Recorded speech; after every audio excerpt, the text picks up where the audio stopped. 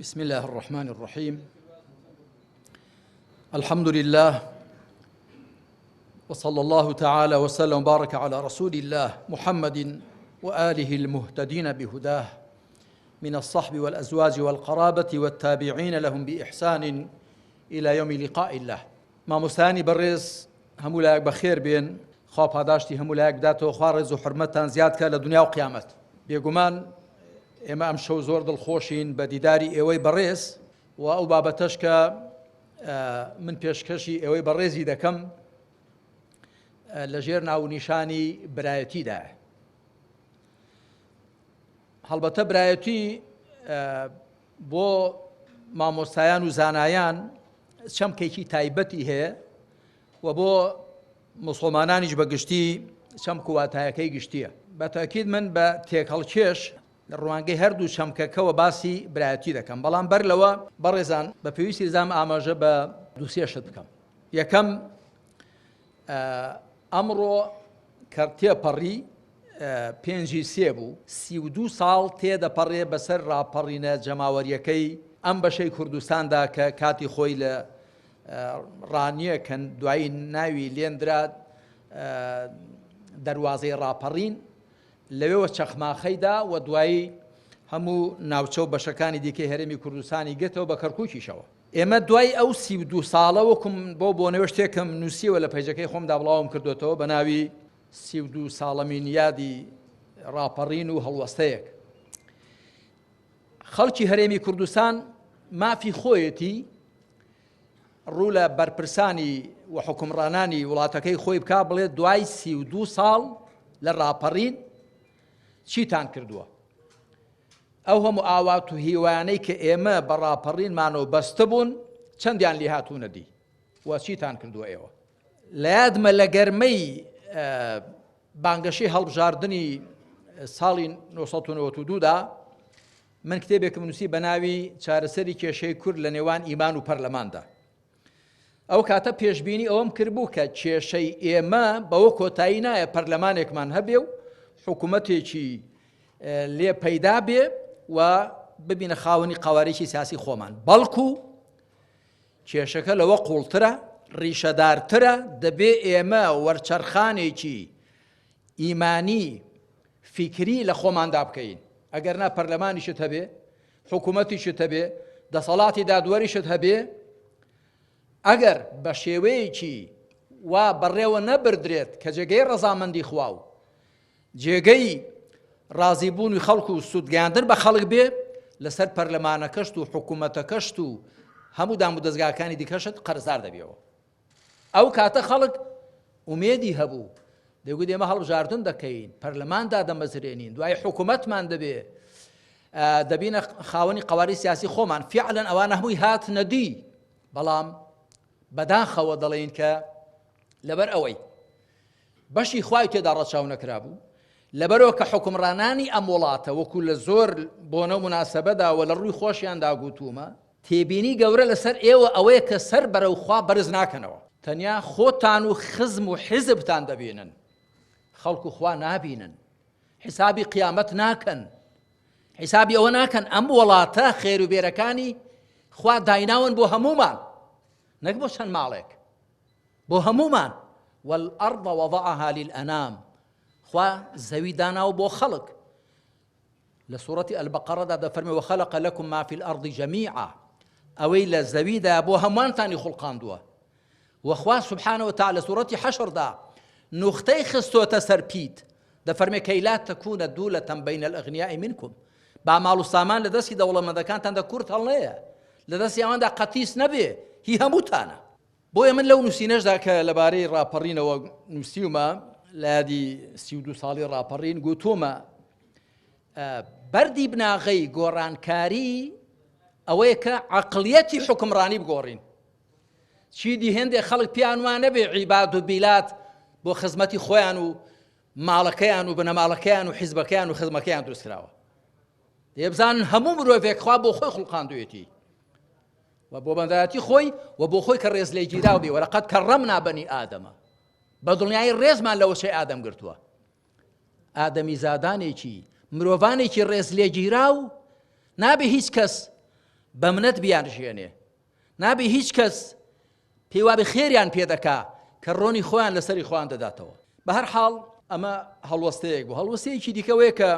ئێمە بەرەو مانگی ڕەمەزان دەچین. ئەم شەو چواردەی مانگی شەعبانە، دوای 14-15 ڕۆژی دیکە مانگی مبارەکی ڕەمەزان دی. بۆیش ئەم کاتەمان هەڵبژارد کە تێدا باسی برایەتی بکەین، برایەتی گشتی و برایەتی تایبەتی مامۆستایانی بەڕێز. چونکە مانگی ڕەمەزان مانگی قورئانە و مانگی خاوێنکردنەوەی دڵ و دەروونەکانە و مانگی زیاتر لە خوا نزیک بوونەوەیە. و پێغەمبەری خاتەم صلی الله عليه و آله وسلم وەکو عەبدوڵای کوڕی عەباس خوا لە خۆی بابی ڕازی بێ دەجێڕێتەوە، دەڵێ پێغەمبەری خوا صلی الله عليه وسلم هەموو ڕەمەزانان جیبریل مراجعە و مدارەسەی قورئانی لەگەڵ دەکردەوە. ئەو ڕەمەزانەی کە دوای ئەوە وەفاتی کرد 2 جاران هەموو قورئانی لەگەڵ مدارەسە و مراجعە کردەوە. مانگی ڕەمەزان مانگی قورئانە، مانگی زیاتر لە خوا نزیک بوونەوە بە خۆداچوونەوەیە. ئێمەش وەکو خەڵکی ئەم هەرێمی کوردستانە کە بەشێکین لە عێراق و وەکو خەڵکی عێراقیش بەگشتی بەڕاستی بەدەست کۆمەڵێک تەنگژە و قەیران و کێشەوە دەستەوێخەین. هەم لێرە لە هەرێم و هەم لە پەیوەندی لەگەڵ لە نێوانی هەرێم و حکوومەتی نێوەندیدا هەم لە حکوومەتی نێوەندیدا کۆمەڵێک کێشە و قەیرانی زۆر گورچک بڕ و فزە لێبڕمان هەن. بەڵام بەداخەوە دەڵێم کە زۆر لە حکومڕانان و کاربەدەستان وەکو لە ڕووی خۆشیاندا گوتومان و دەیڵێین دڵسۆزانەش دەیڵێین نەک بە حیقد و بوغزەوە، بەداخەوە کە زۆر ئاگاداری واقیعەکە نین. لەبەر ڕۆشنایی ئەو راپۆرتانەی بۆیان دەنووسرێن تەمە ئاگیان لە وەزعی خەڵکە، نایان بزانن وەزعی خەڵک چۆنە، خەڵک چۆن دەگوزارێنێ. کە هەندێک لە بەرپرسە حیزبیەکان چەند دۆنە زەوی کشت و کاڵیان داگیر کردووە، با بزانن کە خەڵکێکی زۆر هەیە 100 مەتر دووجای دەست ناکەوێ. من چوومە هەندێک ماڵی هەندێک کەس 70 مەتر دووجای کردوتە خانوو، هەروە شتێکی زۆر بچووک. خەڵکێکەیە کە پارەی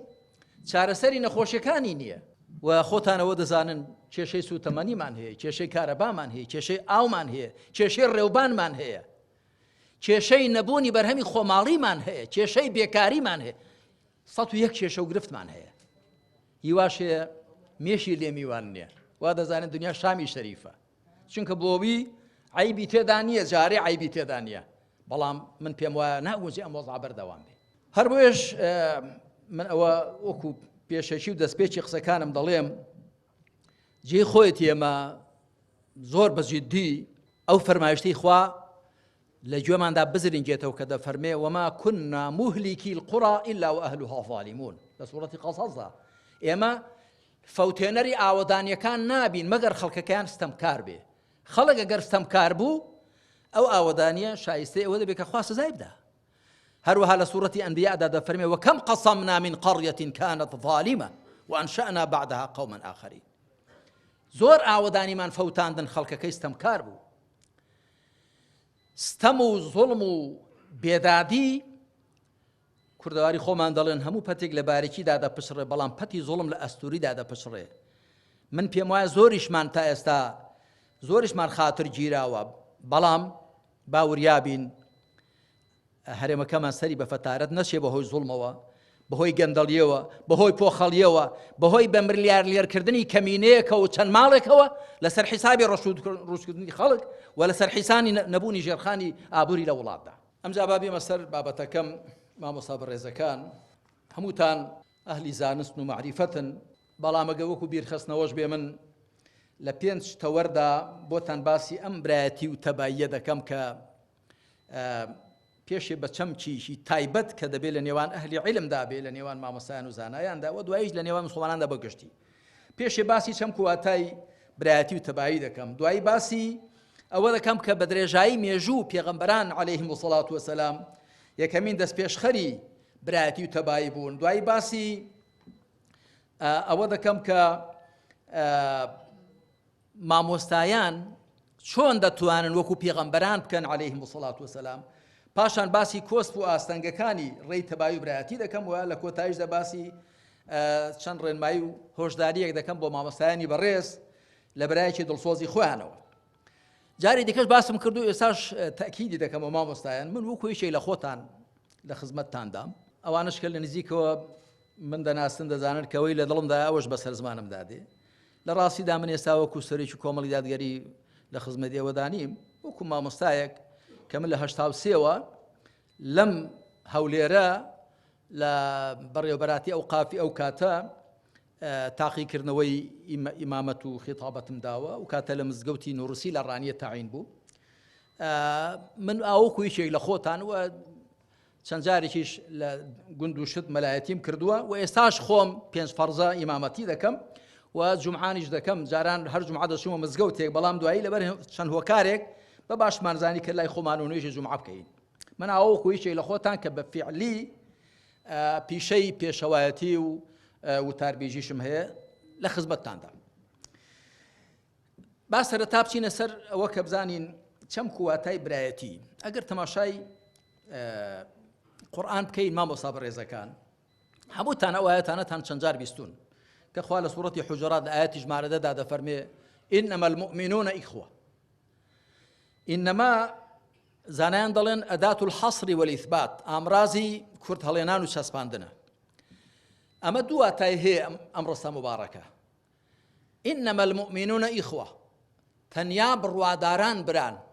یاخود بڕواداران تەنیا بران هەردووکی هەیە ئینەما یا پەیوەست دەبێتەوە بە ئیخوە یا پەیوەست دەبێتەوە بە مؤمنون بڕواداران ناگونجێ هەبن و برانە بن و برایەتی ڕاستەقین ئەگەر هەبن لە نێوان ئەهلی ئیماندایە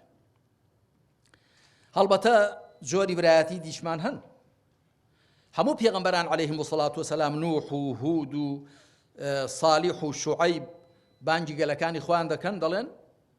یا قەومی وخوای پروردگاریش دەفەرمێ وإلى عاد أخاهم هودا وإلى ثمود أخاهم صالحا وإلى مدين أخاهم شعيبا برایەتیان لە برایەتی ڕەچەڵەکی برایەتی ئینسانی یاخو برایەتی نیشتیمانی و نەتەوەی بەڵام برایەتیە کە لە دنیادا بەرهەمدار بێ و بۆ قیامەتێش بەکار بێ و لەوێش لێی بەهرەمەند بین برایەتی ئیمانیە خوای پەروەردگار لە سوورەتی تەوبە لە ئاەتی 70 دەما مۆستایان دوای ئەوەی باسی منافقانی پیا و ئافرەت دەکا المنافقون والمنافقات بعضهم من بعض يأمرون بالمنكر وينهون عن المعروف ويقبضون أيديهم نسوا الله فنسيهم إن المنافقين هم الفاسقون دوای دەفەرمێ لە ئاەتی ژمارە 70 والمؤمنون والمؤمنات بعضهم أولياء بعض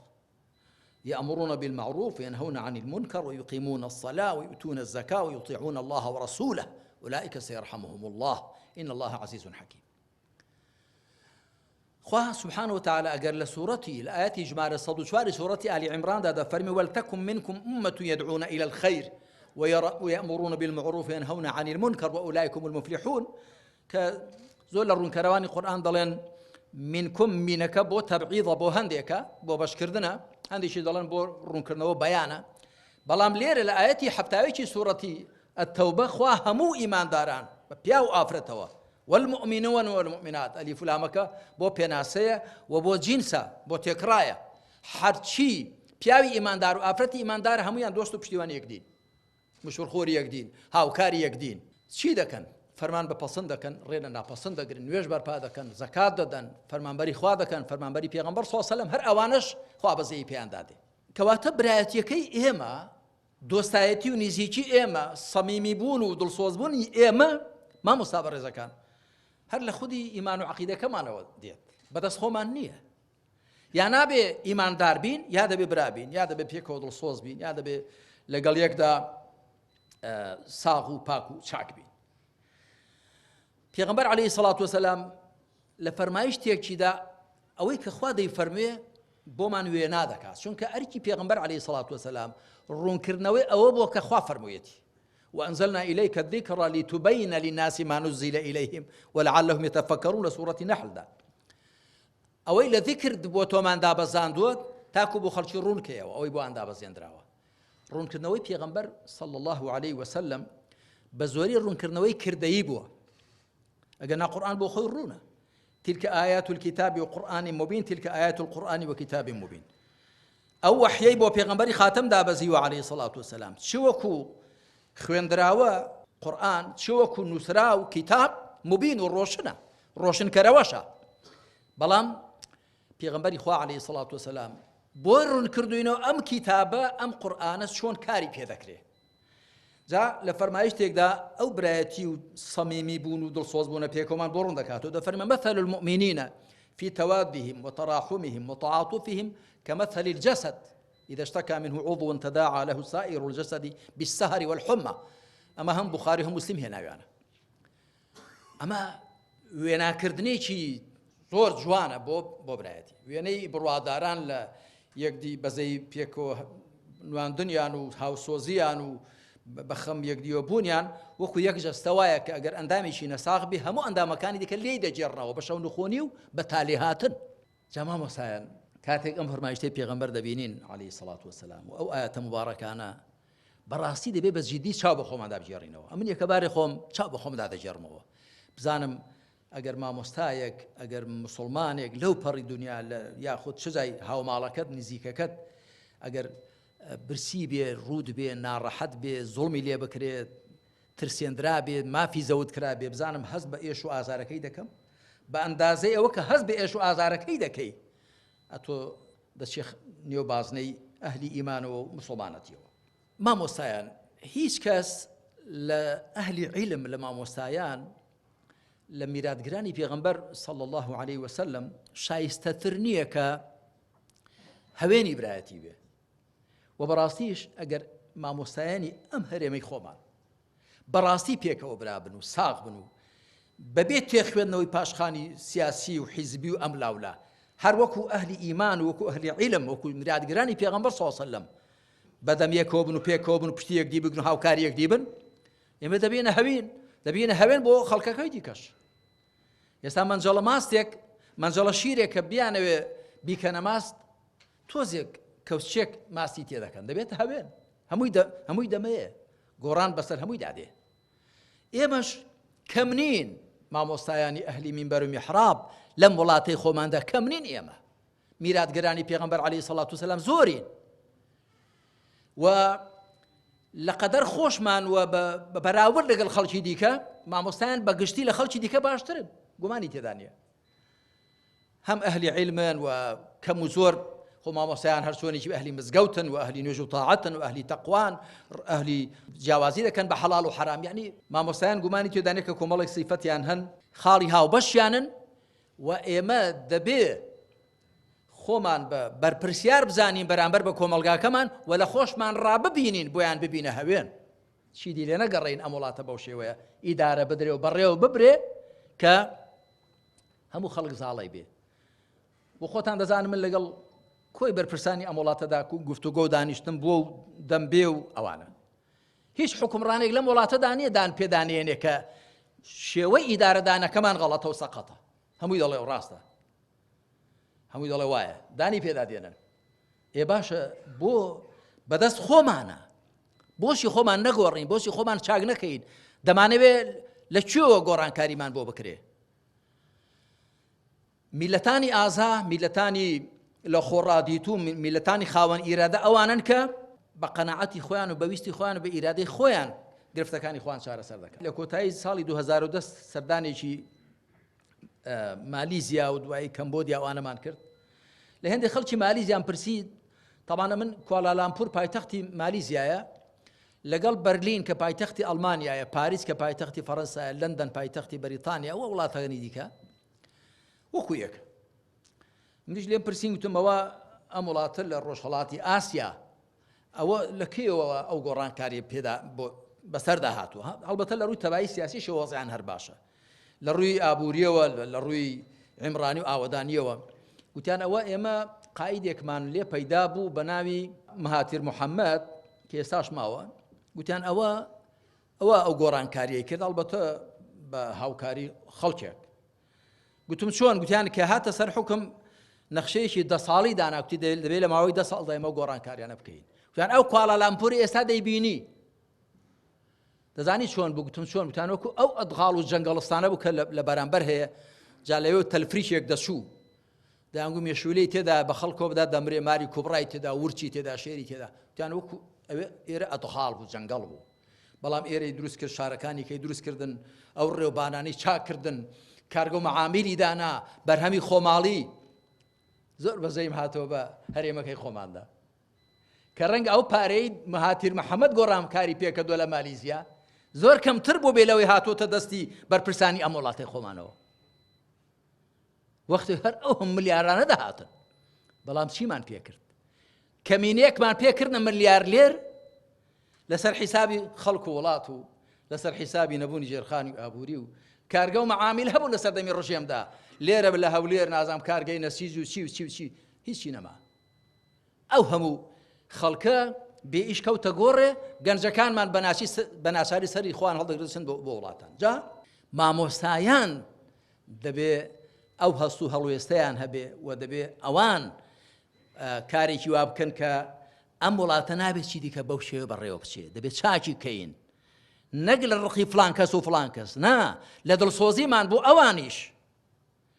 خۆ تۆ کە نایەڵی زاڵم زوڵم بکە پێش ئەوەی چاکە لەگەڵ مەزڵومەکە بکەی لەگەڵ ساڵمەکە دەکەی کە زیاتر عیبدار و گوناهبار نەبێ بێمە سەر تەوەری دووەم بە درێژایی مێژوو پێغەمبەران عەلەیهیم وسەڵات وسەلام شوێن کەوتوانیان یەکەمین دەست پێشخەری برایەتی و تەبایی بوون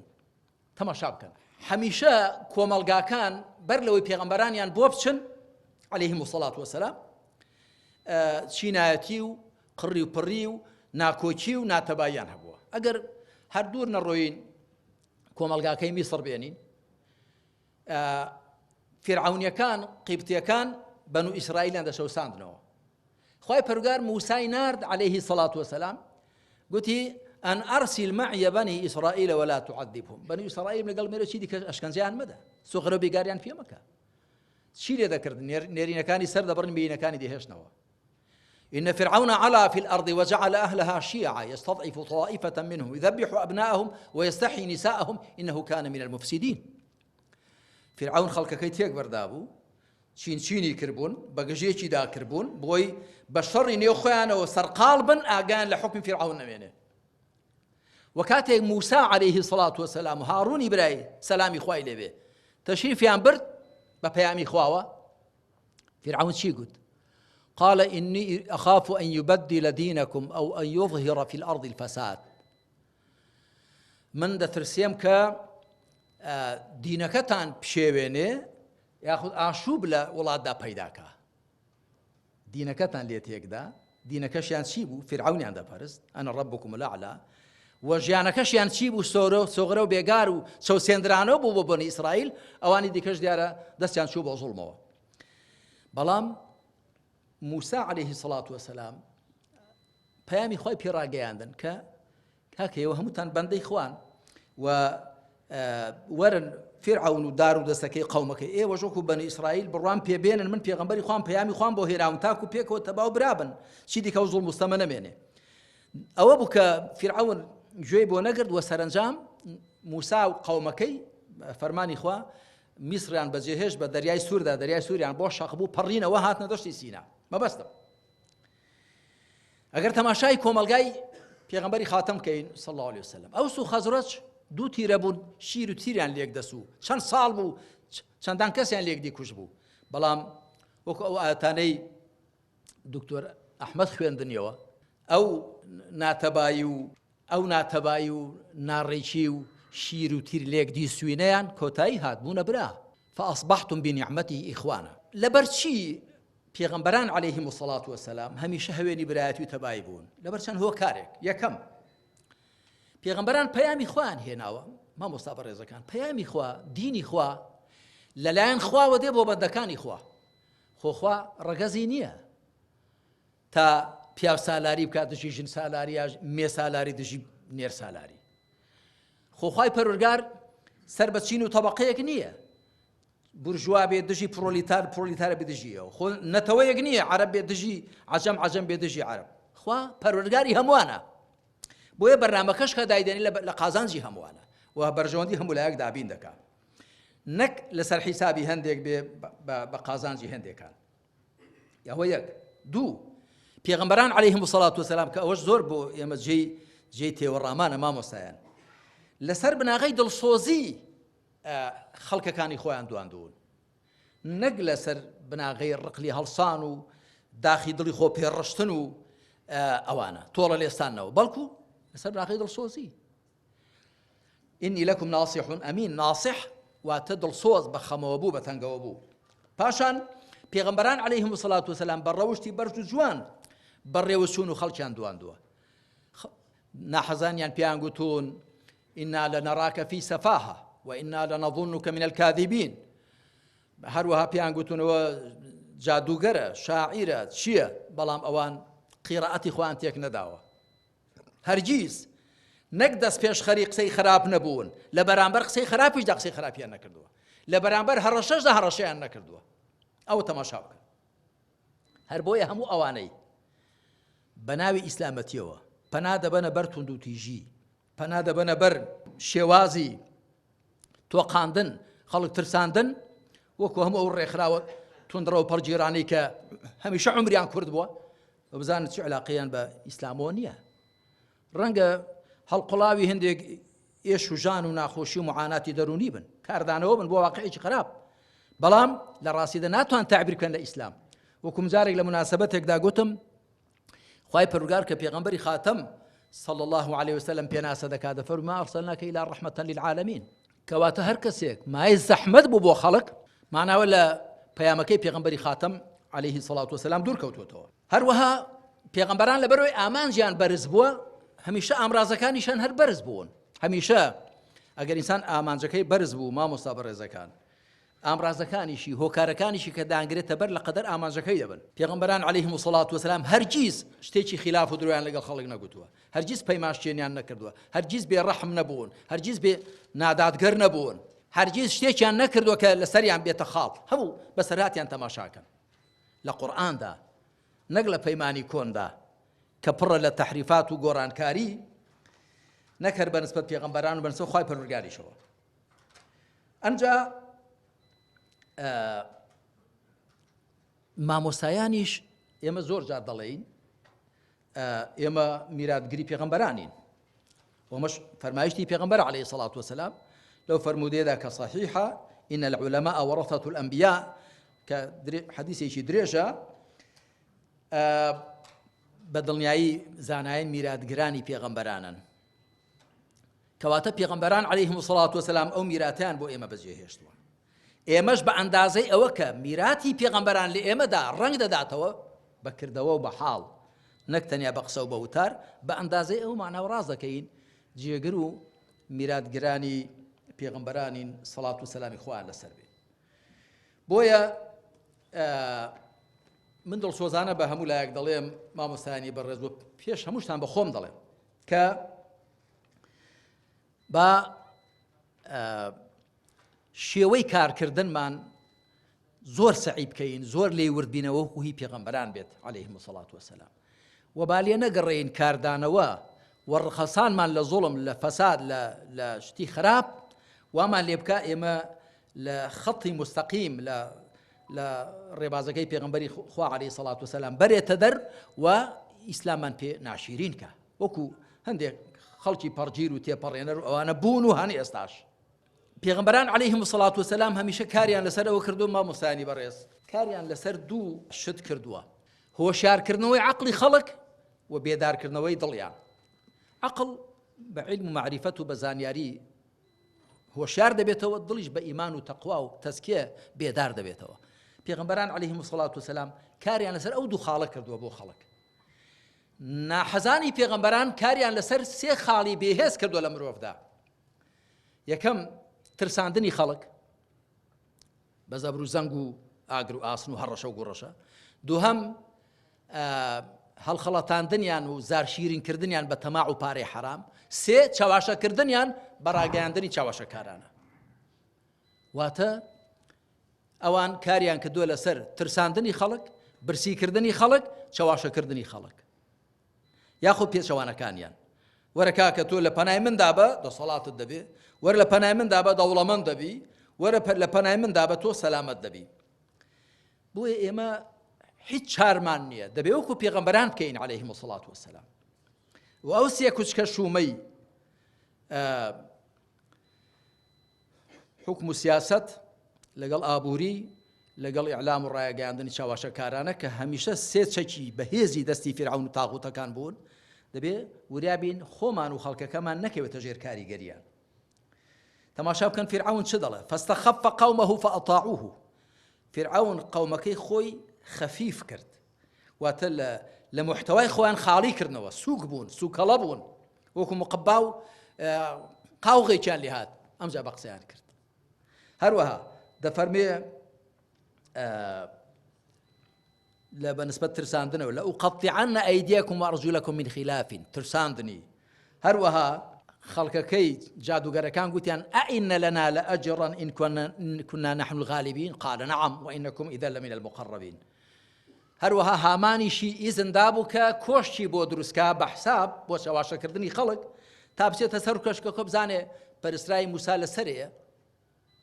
أنجا دشي قد وإني لأظنهم الكاذبين كأما چه بەڕاستی کۆشکەکەی بۆ دروست کرد بێت چه هەر چاواشەکاری بوو بێ بۆ چاواشەکردنی خەڵک بوو کەواتە دەبێ خۆمان و خەڵک لەوە وەریابین بێمە سەر تەوەری سێم کەی مامۆستایان ئەوەیان بۆ دەکرێ مامۆستایان ئێمە کەی دەتوانین وەکو پێغەمبەران بین عەلەیهیمو سەڵات وسەلام لە هەڵوێستەکانماندا کاتێک کە وەکو ئەوان بووین لە ئیمان و عەقیدەماندا لە بووناسی و تێڕوانینماندا لە ڕەوشت و ئاکارماندا لە پەرستشماندا لە تەقواماندا لە دینداری و تەزکیەماندا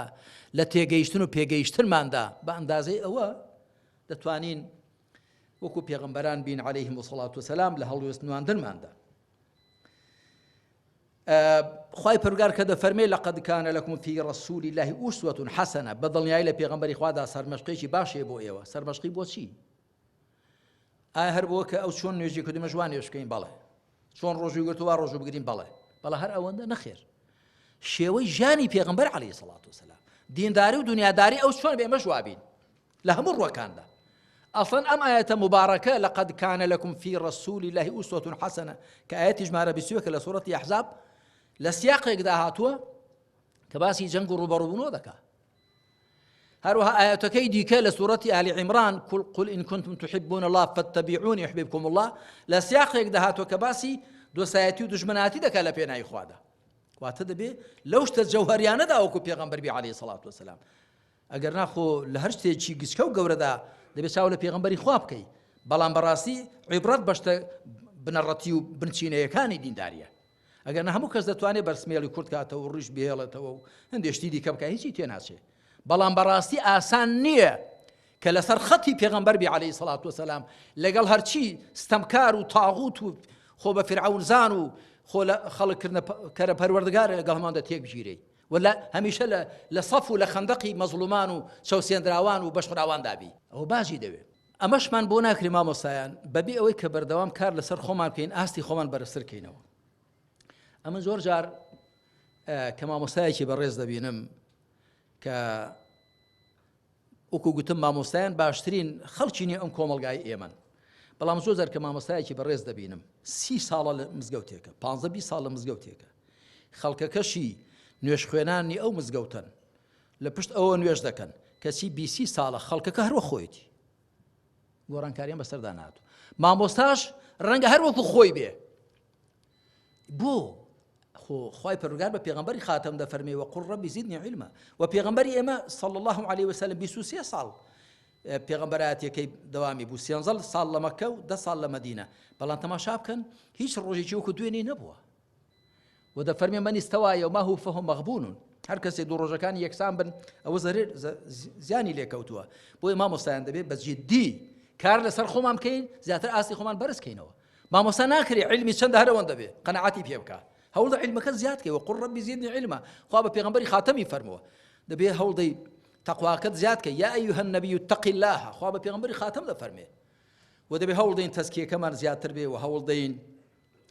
ڕەوشت جوانیەکەمان زیاتر بێ و هەوڵدەین خۆ دوورگرتنەکەمان لە گوناح و تاوان و لادان باشتر بێ و هەوڵدەین دڵسۆزیمان بۆ خەڵک و هەڵوێستنواندنمان لە پێناوی لابردنی زوڵم و ستەم و چەسپاندنی عەدل و دادگەری و چاکەدا زیاتر بێ و مامۆستایان نابێت تەنیا بە خۆیان واز بێنن واتە تەنیا خۆم و تەواو نا بەداخەوە کە هەندێک لە مامۆستایان تەماشا دەکەی لە ڕووی ماڵ و منداڵەوە نوقسانی ڕوویان تێدەکات دژمنان کاریان لەسەر دەکەن کاتی خۆی لە نیوەی یەکەمی سەدەی بیستەمی سەدەی ڕابردوودا ئەگەر تەماشا بکەن هەندێک بنە ماڵە مەلاو شێخە بوون فیکری چەپگەرایی مارکسیزم لێنینیزم زەفەری پێبردوون پێویست ناکە من ناوی کەس بێنم زەفەری بە کوڕەکانیان بردووە بۆ تەماشایان کردو ئەوانە خەڵک لە دەوریانە خەڵک بە قسەیان دەکات دوانەگە کوڕێکی ئەوانە هەڵخەڵەتێنین خەڵکی لەگەڵیان بەلای خۆماندا دێنین کاریگەریان لەسەر دروست کردوون بۆی مامۆستایان دەبێت زۆر وریای ماڵ و منداڵی خۆیان بن دەبێت زۆر وریای خزم قەومی خۆیان بن زۆر وریای دەرودراوسەی خۆیان و زۆر وریای نوێژکەرەکان کە نوێژیان بۆ دەکەن لە پشتیانەوە دەوەستن بێمە سەر تەوەری چوارەم مامۆستایان کۆسپ و ئاستەنگەکانی ڕێی تەبای و برایەتی ئەو تەبای و برایەتی کە من مەبەستمە لە سەرەتاوەش گوتم هەم بە چەمکێکی تایبەتی لە نێو مامۆستایاندا و هەم چەمکی گشتیشی لە نێوانی مامۆستایان و خەڵک و میلەتەکەماندا بەگشتی من پێم وایە زۆر جاری گوتومە کە دادگەری بناغەی تەباییە و لابردنی زوڵم و ستەم لە کۆمەڵگادا زەمینە خۆش دەکات بۆ تەبایی دادگەری بناغەی تەباییە زوڵم و ستەم بناغەی ناتەباییە بۆیە دەبێ هەم خۆمان لە ذاتی خۆماندا و هەم لەگەڵ خەڵک و میلەتەکەماندا زۆر مشوری ئەوە بخۆین هەرچی زیاتر دادگەری بچەسپێنین وەڵڵاهی مامۆستایان بە دادگەری وڵات فەڕاح دەبێ نیعمەتەکان بەرەکەتیان دەکەوێتێ بەبێ دادگەری ئینسان ماڵی خۆشی لێوە تەنگ دێ چ جای وڵاتەکە و بەرەکەت لە وڵات هەڵدەگیرێ و کۆستا لێ هەڵگیراوە پێتان وا وڵاتی ئێمە خێروبێری کەم تێدایە خۆ هەندێک لەوانەی کە سەرژمێر و ئیحسا و شت دەنووسن ئەوهم باج و خەڕاجی لە وڵاتە کۆ دەکرێتەوە ئەوهم پارەی نەفتەکە هەیە بەڵام هێندێکی بەولادا دەڕۆ هەندێکی بەولادا تا ئێستا ئەم حکوومەتەی ئێمە میزانی و بودجەیەکی دیاریکراوی نییە خێروبێر کەم لە وڵاتەدا نییە بەڵام بەدەستی نائەمینەوەیە پارەی کەم بەدەستی ئەمینەوە زیاد دەکا پارەی زۆریش بەدەستی خائین و ناپاکەوە کەم دەکا گومانی تێدا نییە ئێمە پێویستە کە باسی برایەتی دەکەین خۆمان لە 6 جۆرە گوناح بپارێزین کە خوای پەروەردگار لە سوورەتی حوجوراتدا پێکەوەی هێناون لە ئاەتی ژمارەدەدا خوا دەفەرمێ ئینەمە المؤمنون ئیخوة فأصلحوا بین أخویکم واتقوا الله لعلكم ترحمون دوای یەکسەر 6 گوناحان باز دەکا يا أيها الذين آمنوا لا يسخر قوم من قوم دوای دەفەرمێ ولا تلمزوا أنفسكم دوای دەفەرمێ ولا تنابزوا بالألقاب ئەمە سێ ئاشکرا گاڵتە بە یەکدیکردن ناو ناتۆرە لە یەکدی هەڵدان و عیب لە خۆگرتن لە یەکدیگرتن دوای سێ گوناحی پەنهان باز دەکا يا أيها الذين آمنوا اجتنبوا كثيرا من الظن دوای دەفەرمێ ولا تجسسوا دوای دەفەرمێ ولا يغتب بعضكم بعضا سێ پەنهانیش هەر شەشیشیان گوناحی گەورن کەواتە إنما المؤمنون إخوة بڕواداران برای ڕاستەقینە ئەوە ناکەن گاڵتە بە یەکدی بکەن ناو ناتۆرە لە یەکدی وەبینن و عیب لە یەکدی بگرن گومانی خراپ بە یەکدی بەرن جاسووسی خوڕی لەسەر یەکدی بکەن بیستومە هێندێک هەن شەیتان زەفەریان پێدەبا راپۆرت لەسەر برا مامۆستاکەی خۆی دەنووسێ دەیداتە هەندێک لە حکومڕان و دەسەڵاتدارانی کە لە بیانون لە مامۆستایان چۆن وا دەبێ یا پاشم لە بەخراپ باسی یەکدی کردن ئەگەر شتێکمان هەیە پێویستە ئاوێنە ئاسا المؤمن مرآة المؤمن ئاوێنە چۆنی ئاوا خۆتت پێشان دەدا نەلێت کەم دەکات نەلێت زیاد دەکات چاک و خراپت پێشان دەدا و ناویشت نازڕێنێ دەبێ ئاوا بین بۆ یەکدی پێغەمبەر وا دەفەرمێ عەلەیهی سەڵات وەسەلام مامۆستایان ئەگەر دەمانەی وەکو پێغەمبەران عەلەیهیم وسەڵات وەسەلام هۆکاری تەبایی و برایەتی بین بەڕاستی دەبێ خۆمان لە دەمارگیری لە داخراوی لە سەروسینە پێکەوە پاک نەبوون و ساغ نەبوون بپارێزی ئەگەر تەماشای ئەزمموی خاوەن کتێبان کەین لە پێش خۆمان ئەهل الکیتاب جوولەکە و نەسڕانیەکان خوای پەروەردگار چۆنیان باز دەکا دوو هۆکاری سەرەکی بوونە هۆی ناتەبایی و پەرتەوازەیی میلەتانی پێش ئێمە یەکەمیان بریتێ لە سینە صاف نەبوون پێکەوە کە دەفەرمێ وما اختلفوا إلا من بعد ما جاءهم البينات بغيا بينهم بغي هم بغض دەگرێتەوە حەسەد دەگرێتەوە کیبر و دەزرێژی و هەمووی دەگرێتەوە هەروەها ئەوە هۆکاری یەکەم کە پەیوەندی بە دڵ و دەروونەوە هەیە هۆکاری دووەم پەیوەندی بە عەقڵ و هۆشەوە هەیە کە دەفەرمێ ومن الذين قالوا إنا نصارى أخذنا ميثاقهم فنسوا حظا مما ذكروا به فأغرينا بينهم العداوة والبغضاء إلى يوم القيامة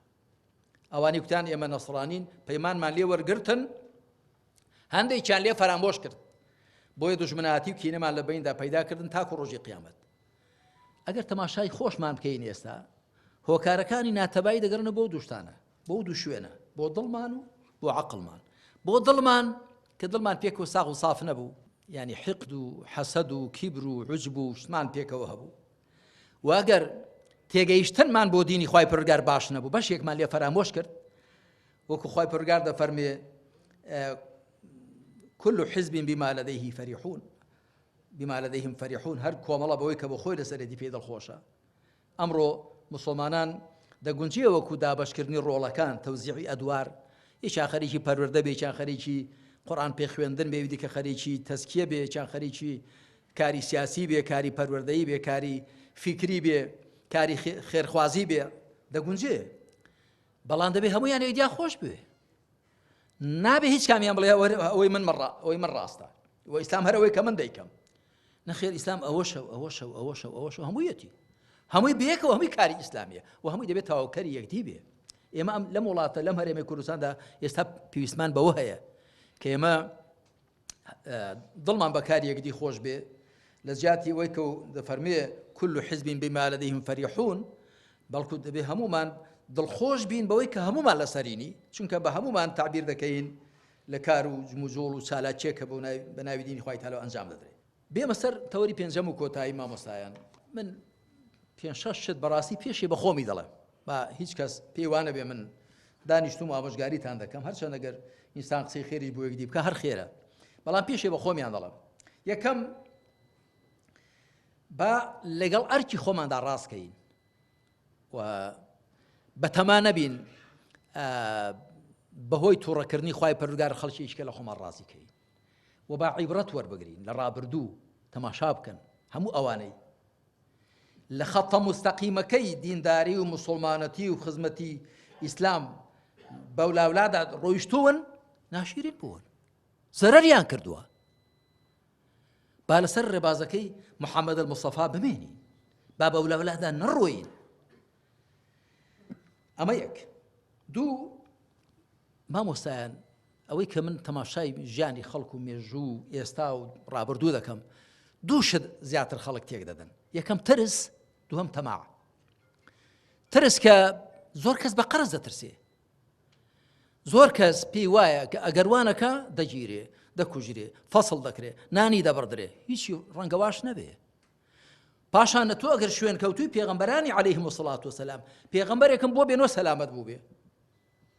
یەکێک لە پێغەمبەران نییە قەومەکەی ئازاریان نەدابێ دەریان نەکرد بێ پێغەمبەری خاتم صلی الله عليه وآله وسلم لەگەڵ ئەو هەموو ناڕەحەتەی کە بینیوێتی دەڵێ کە عەزیەت دەدرا دەیفەرموو رحم الله أخي موسى لقد أوذي بأكثر من هذا فصبر خوا ڕەحم بە موسای برام کە لەوەش زیاتر عەزیەت درا بەڵام خۆی ڕاگرت پێغەمبەران عەلەیهیم السەڵات وسەلام پێغەمبەری خاتم دەفەرمێ إن أشد الناس بلاء الأنبياء ثم العلماء ثم الأمثل فالأمثل کەواتە گەر ئێمە ناڕەحەتیمان بینی ئەمجا نەسەب و ڕەچەڵەکی ئێمە ڕاستە دەشتۆ سەر پێغەمبەران ئەگەر ناڕەحەتیمان بینی لەسەر خوا و لەسەر ئیسلام ئەمجا دەبێت دڵت بە خۆت خۆش بێ نەک لە خۆت کەوێ گومان و تەماعیش من لەم ڕۆژانەدا هەندێک خەڵی میوانم بوون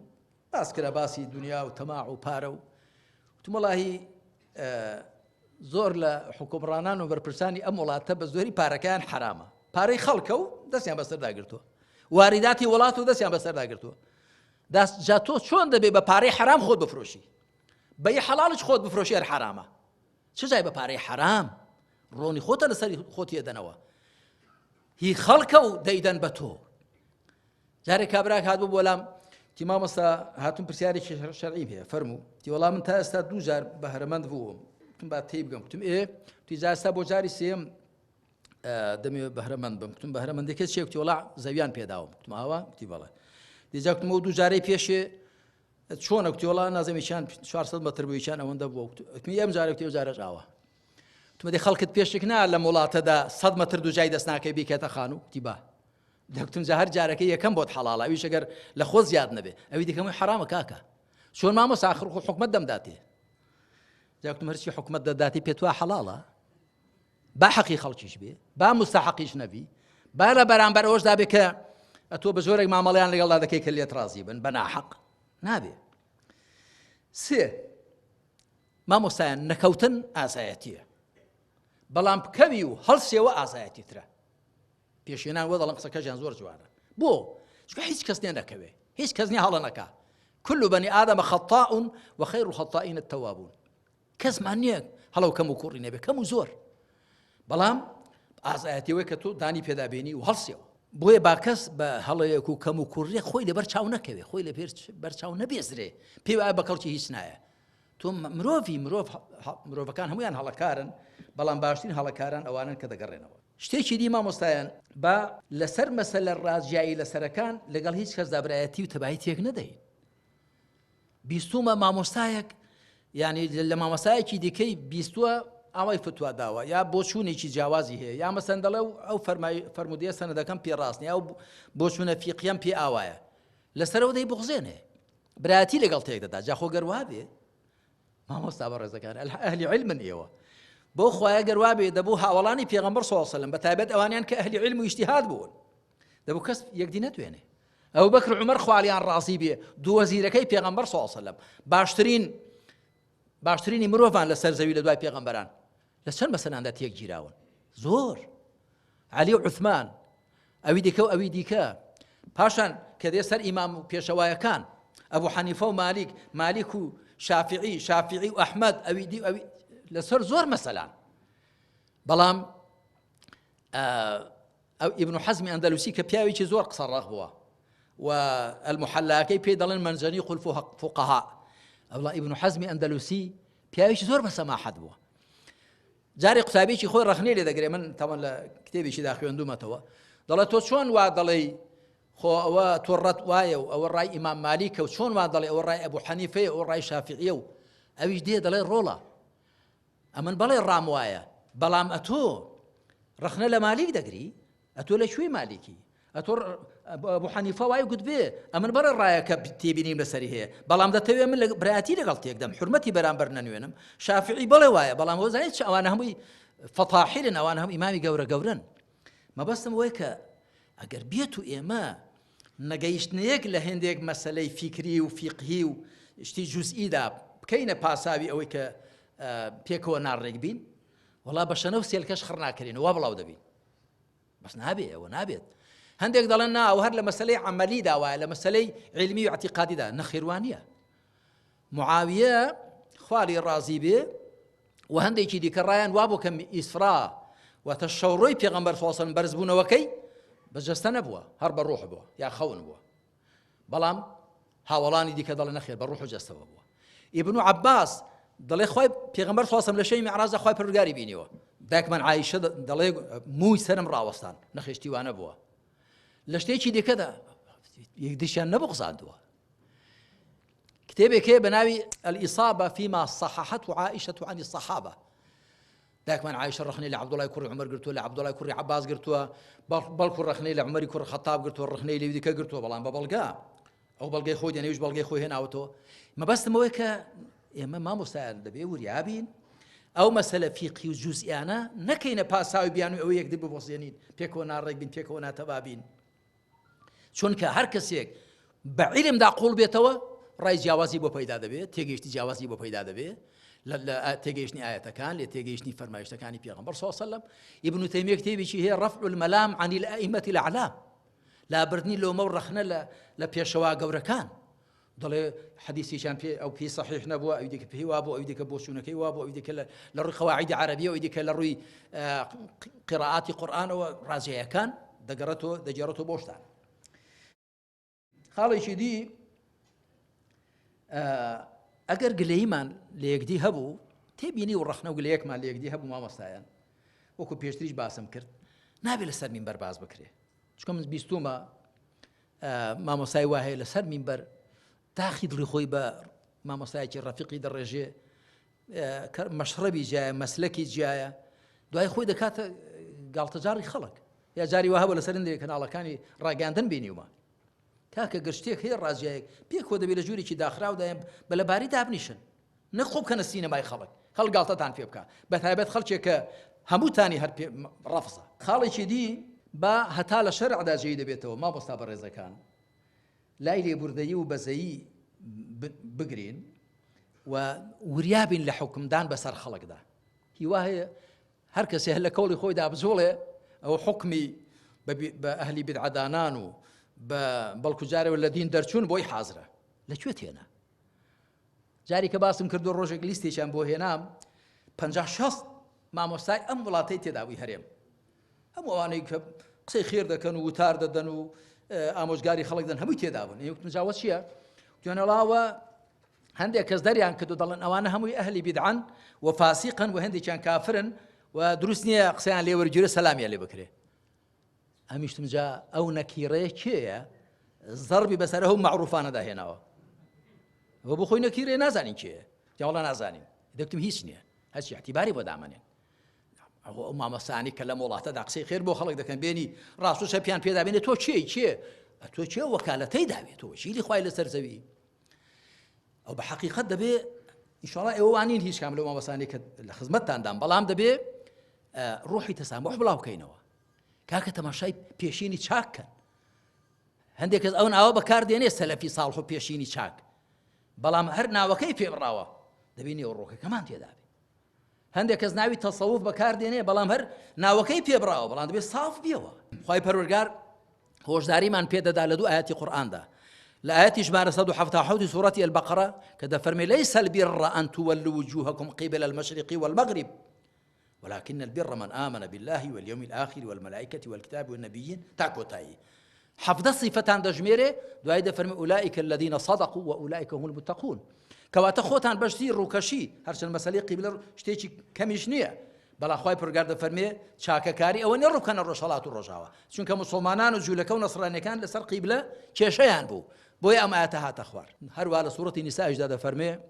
ليس بأمانيكم ولا أماني أهل الكتاب من يعمل سوءا يجزى به ولا يجد له من دون الله وليا ولا نصيرا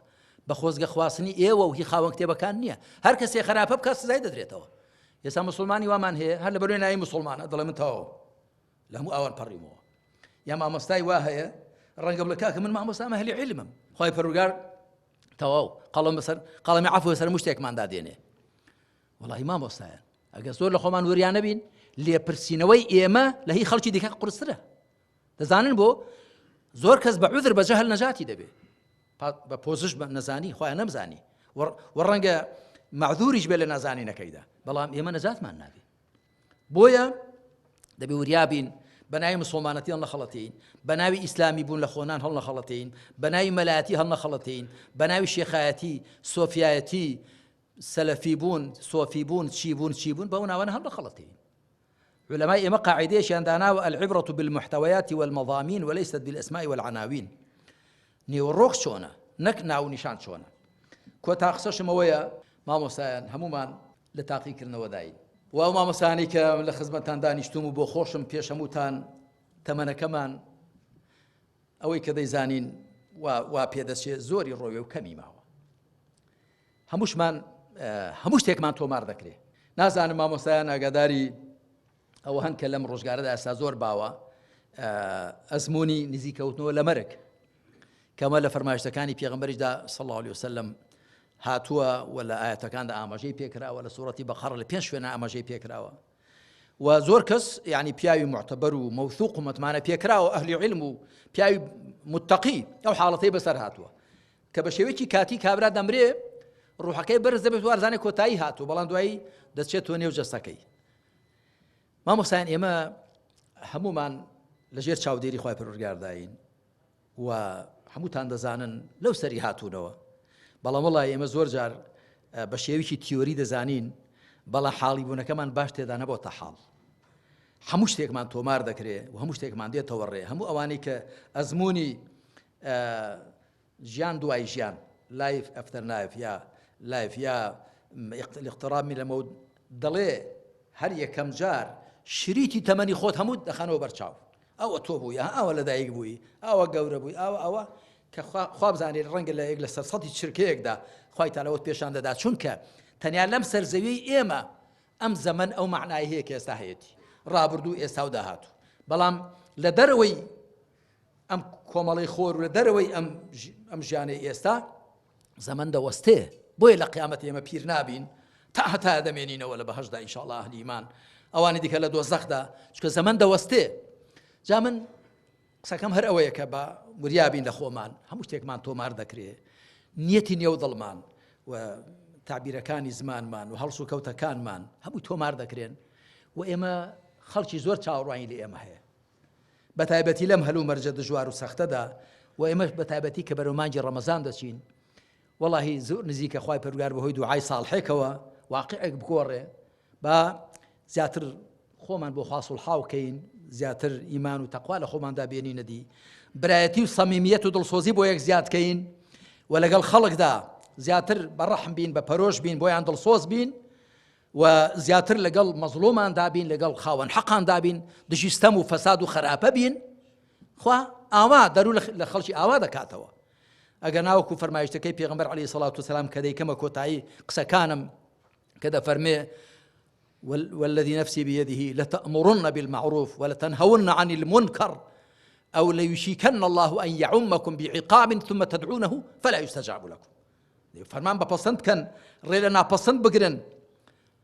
ئەگەرنا بەڵایەکتان بۆ دێ دوای هەرچەند لێ دەپاڕێنەوە وەڵامتان ناداتەوە چونکە خوا وەڵامی کەسانێک ناداتەوە کە ئەوان وەڵامی ئەویان نەداوەتەوە با ئێمە سوپاسی خوا بکەین بە وەڵامدانەوەی بە تاکید ئەویش وەڵاممان دەداتەوە